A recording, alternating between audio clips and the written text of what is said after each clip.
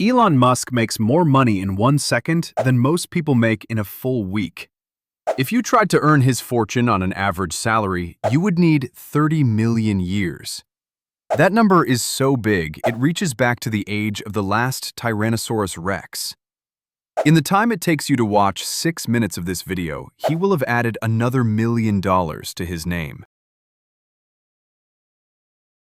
He is the first human being in history to cross $500 billion in net worth, built on Tesla, SpaceX, Twitter, Neuralink, and The Boring Company. By almost every headline you read, he is the richest man alive today. But here's the question nobody stops to ask. Is he the richest person who ever lived in all of human history? Because once you start digging through the past, you find kings, bankers, and even a drug lord who make his fortune look almost small. Let us start with the strangest name on this list: Pablo Escobar. In 1 decade, he built a smuggling operation so efficient that people later called him the king of logistics. His estimated fortune, adjusted for inflation, sits around $30 billion. That is far below Musk, but Escobar's money was different from every other name in this video, because it was not stock, it was not property, it was raw, physical cash.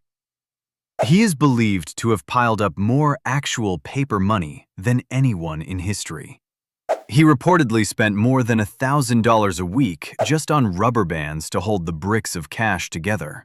And he lost close to $2 billion a year simply because bills rotted in the ground or were chewed apart by rats. During one escape from the police, he is said to have burned $2 million in cash just to keep his family warm through the night. Compare that to Elon Musk. His wealth does not sit in a vault.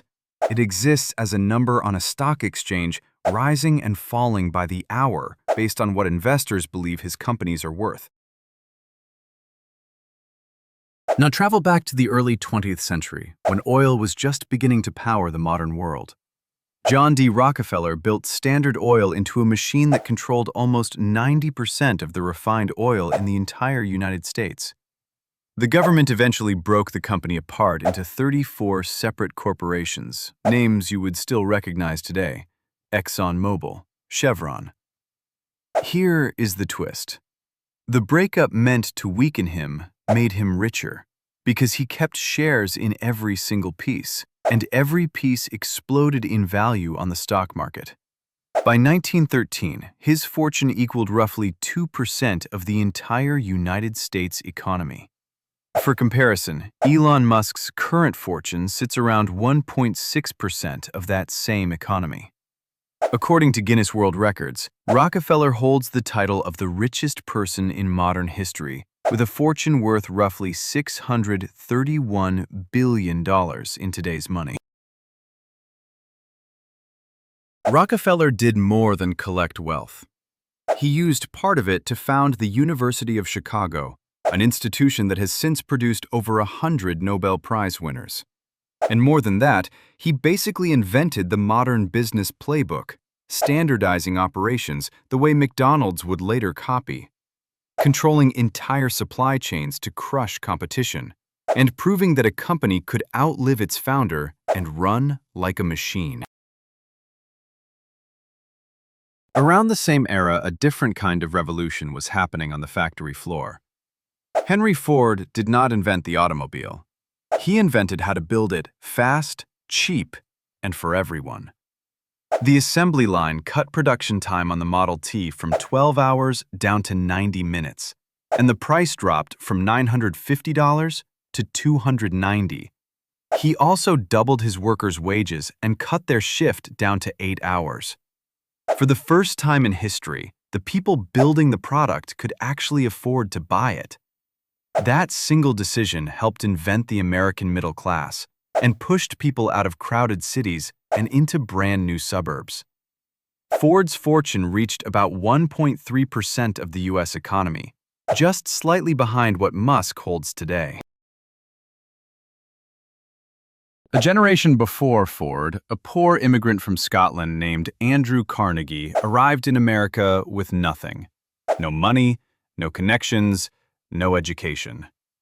He clawed his way up until he controlled the entire American steel industry, the same steel that built the skyscrapers, bridges, and railroads connecting a continent.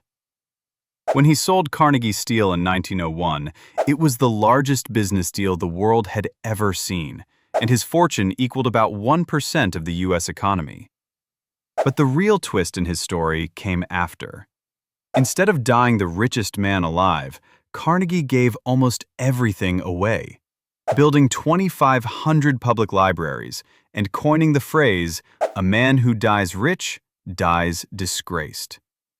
He basically invented the idea that the ultra-wealthy have a moral duty to give back.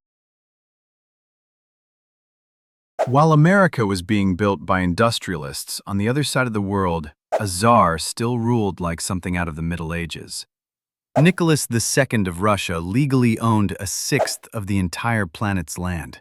Mines, banks, railroads, and armies were not state property. They were his personal property. His fortune is estimated at around $300 billion today. But the real number does not capture what he actually controlled. The oil fields of the Caucasus, the diamond mines of the Urals, and the daily lives of more than 150 million people. That same wealth is part of what destroyed him. In 1917, the Bolshevik Revolution tore his empire apart, and within a year, he and his entire family were executed. A century before the Tsar fell, one family had already turned money itself into a private empire.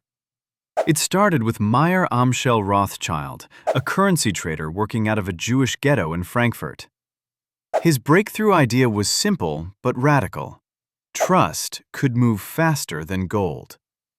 He sent his 5 sons to 5 different cities: London, Paris, Vienna, Naples, and Frankfurt. And together, they built the first truly international banking network using private couriers and even carrier pigeons to move financial information faster than any government could.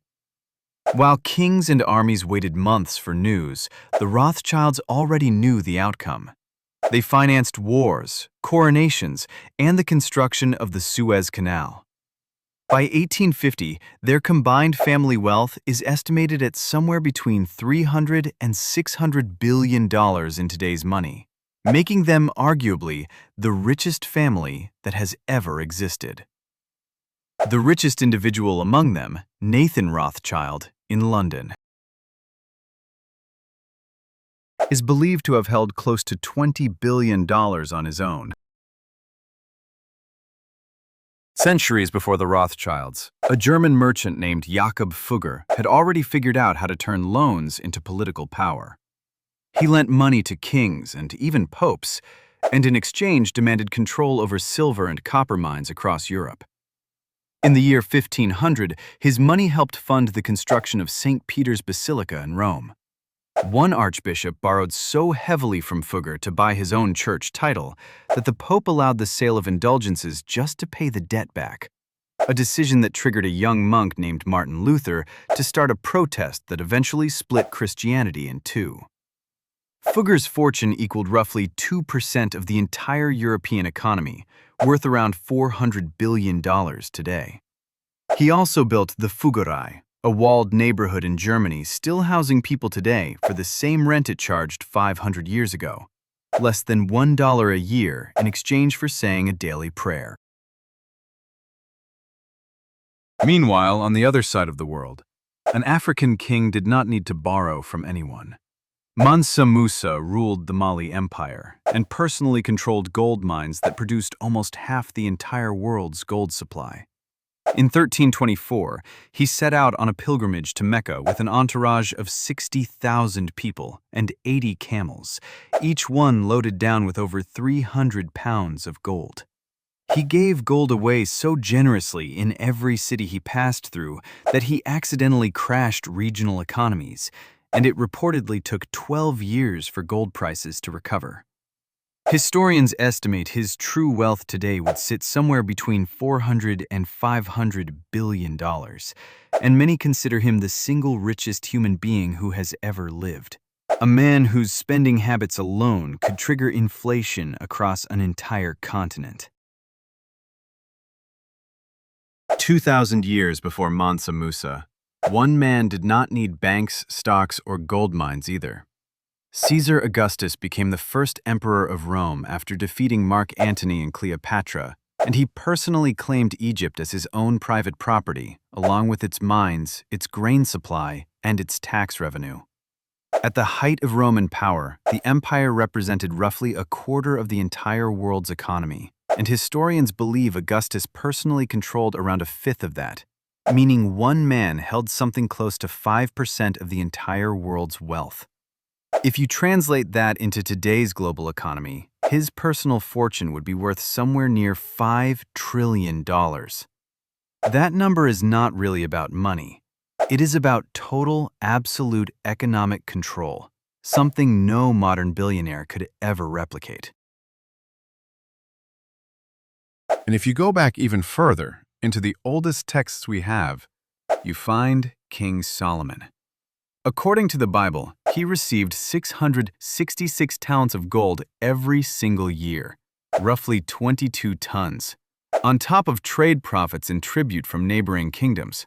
That wealth built the legendary temple in Jerusalem and turned Israel into the trading hub of the ancient world. Historians estimate his fortune today would be worth somewhere between $1 and $2 trillion, although much of Solomon's story sits somewhere between history and legend. So who actually was the richest person who ever lived? It depends entirely on how you measure it. In raw modern dollars, nobody beats Elon Musk. In physical cash, the record belongs to Pablo Escobar. In percentage of a national economy, nobody has matched John D. Rockefeller. In family dynasties, the Rothschilds stand alone. In the power to single-handedly reshape a continent's economy, it is Mansa Musa. In total control over the known world, no one comes close to Caesar Augustus.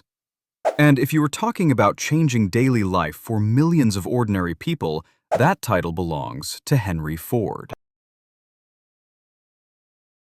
but maybe that is the real answer hiding underneath all these numbers. Wealth was never absolute. It only ever means something compared to the world around it. Mansa Musa was drowning in gold, but he lived in a world with no electricity and no vaccines. Solomon built temples out of gold, but he never once used a wheel with a gear in it. Even Elon Musk, sitting on top of $500 billion, depends entirely on something as fragile as public trust in his companies. So do not lose too much sleep over your bank account tonight. Because as far as we know, not one of these men ever got to watch a video like this one. And honestly, that sounds like a pretty empty way to live.